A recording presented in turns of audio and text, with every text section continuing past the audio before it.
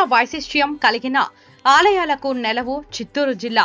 గ్రామ దేవతలను ఆరాధించే ఆచారం కలిగిన ప్రాంతం కూడా ద్రావిడమే. దేశంలో ఎక్కడా లేని విధంగా తిట్ల దండకంతో పచ్చి బూతులు తిడుతూ వైభవంగా జరుపుకునే పండుగే తిరుపతి తాతయ్య గుంట గంగమ్మ జాతర. రాష్ట్రంలో ఎన్నో గంగమ్మ జాతరలు చూసి ఉంటాం, కానీ తిరుపతి తాతయ్య గుంట గంగమ్మ జాతర ఎంతో ఫేమస్. దక్షిణాది నుంచి భారీ స్థాయిలో పాల్గొనే పండుగ ఈ గంగమ్మ జాతర. ఇదేం ఇప్పటి నుంచి వచ్చిన ఆచారమేం కాదు. దాదాపు 1000 ఏళ్ల పూర్వం నాటి నుంచి ఆనవాయితీగా వస్తున్న ఆచారం. ఈ జాతర ఒక్కరోజులో ముగిసేది కాదు. వారం రోజుల పాటు సాగే ఈ జాతర తిరుపతి వాసులు ఎంతో ప్రత్యేకంగా జరుపుకుంటారు. ఒక్కో రోజు ఒక్కో వేషధారణలో భక్తులు ఆలయానికి రావడం విశేషం. ఆచార వ్యవహారాలకు సాంప్రదాయాల సమ్మేళనమే నేటి భారతం.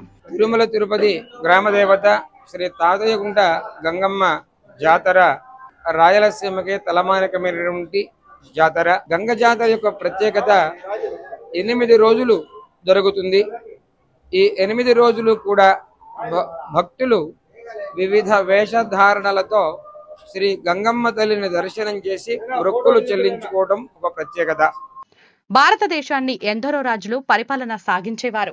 బ్రిటిష్ పరిపాలనలకు పూర్వం రాజుల వద్ద సామంతులు, పాలెగాళ్లు రాజ్యాలలో తమ ఆధిపత్యంగా వ్యవహరించి ప్రజలను పాలించేవాళ్లు. అప్పటి పరిస్థితుల్లో తిరుపతిని ఓ పాలెగాళ్లు పరిపాలన చేసేవాడు.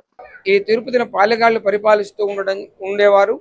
వారు స్త్రీల పట్ల అరాచకంగా ఉండడంతో దుష్ట శిక్షణ నిమిత్తంగా స్త్రీ సంరక్షణ ఏ ప్రధాన ఉద్దేశంతో అమ్మవారు ఆ పాలెగాడిని సంహరించడం కోసం అనేకములైన వేషధారణలతో తిరుపతి గ్రామమంతా సంచరించి దురవేషములో అతడిని సంహరించింది అనేది మనకి ఉదంతము. ఆ కారణం చేత అమ్మవారు ధరించిన వేషములను భక్తులు కూడా ధరించి అమ్మను దర్శించి అమ్మను సంతృప్తిపరచడం ఈ యొక్క జాతరలో ప్రత్యేకత.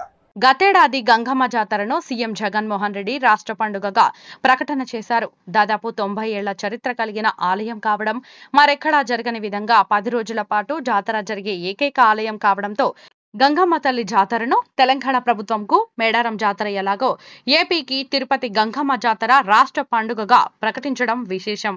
విశ్వరూప స్తంభమునకు ప్రాతకాలంలో అభిషేకం చేసి 32 చీరలతో ఆ కొడి స్తంభాన్ని అలంకరణ చేసి ఒడిబాలు కడతారు. ఆ ఒడిబాలు కట్టడంతో గంగా జాతరకు శ్రీకారం చుట్టినట్లు.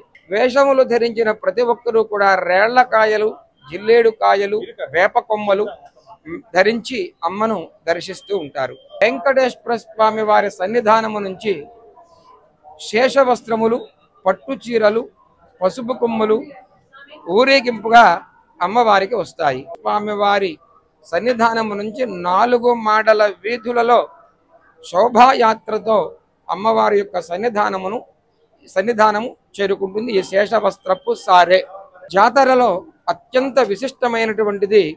జాతరకు సంబంధించిన ప్రత్యేకమైన అభిషేకం మూల విరాట్టుకు జరుగుతుంది.